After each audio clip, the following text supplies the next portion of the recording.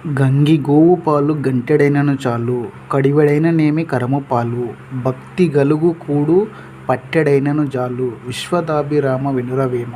భావం: మంచి ఆవు పాలు ఒక గరిటెడు తాగినా ఒంటికి ఎంతో మంచిది. గాడిద పాలు కుండల కొద్దీ ఎన్ని తాగినా ఏమీ లాభం ఉండదు. ప్రేమతో పెట్టే అన్నం గుప్పెడైన సంతృప్తినిస్తుంది. అంటే దీని ఉద్దేశం ఏంటంటే,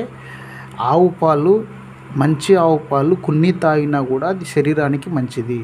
గాడిద పాలు ఎన్ని తాగినా మంచిది కాదు. అంటే దానికి ఉదాహరణ ఏంటంటే, మనకు ప్రేమతో గుప్పెడు పెట్టిన కొంచెం అన్నం పెట్టినా అది ఎంతో తృప్తినిస్తుంది. కానీ ప్రేమ లేకుండా ఈసడించుకుంటూ ఎంత అన్నం పెట్టినా అది వృధా అనేది ఈ వేమన గారి యొక్క పద్యభావం.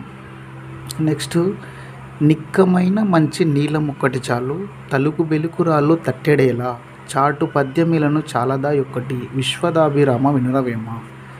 భావం: తలతల మెరిసే గులకరాళ్ళు తట్టెడు ఉన్న వాటన్నిటి విలువ కలిసి ఒక మంచి జాతి రత్నానికి సరిపోదు. అలాగే మంచి అర్థాన్ని ఇచ్చే అందమైన నీతి పద్యం ఒక్కటి తెలుసుకున్నా చాలు మన విలువ పెరుగుతుంది. అంటే దీని భావం ఏంటంటే, తలతల మెరిసే రాళ్ళు ఎన్నున్నా, గులకరాలు ఎన్నున్నా అది ఒక వజ్రానికి సమానం కావు.